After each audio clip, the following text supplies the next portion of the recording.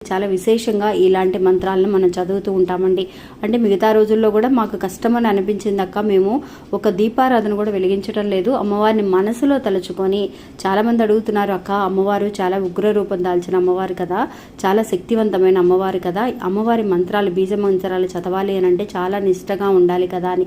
కానీ అండి చాలామంది కూడా, అక్క మేము అంత నిష్టగా మేమేం పాటించలేదు, మాకు చాలా అద్భుతాలు చేశారు. అంటే ఒక కష్టమని నేను ఒక నాన్ వెజ్ తినేసానో లేదంటే కనుక ఒక పీరియడ్స్లో ఉన్నానో మేమేమీ ఆలోచించలేదక, నాకు ఒక కష్టం వచ్చింది, నా బిడ్డకి ఆరోగ్యం బాగోలేదని ఆ టైంలో నేను అమ్మవారి మంత్రాన్ని అనుకున్నానక్క, నాకు నిజంగా ఫలించింది అని. అంటే అండి దీన్ని బట్టి మనకేం తెలుస్తుంది అని అంటే, అమ్మవారిని చూస్తే చాలా వరకు కూడా భయపడుతూ ఉంటారు, కానీ నిజంగా మన కన్న తల్లి కంటే ఎక్కువ ప్రేమ చూపించగలిగే అమ్మవారండి ఆవిడ. ఈ కలికాలంలో మనకి గొప్ప వరంలా దొరికారని మనం అనుకోవచ్చండి.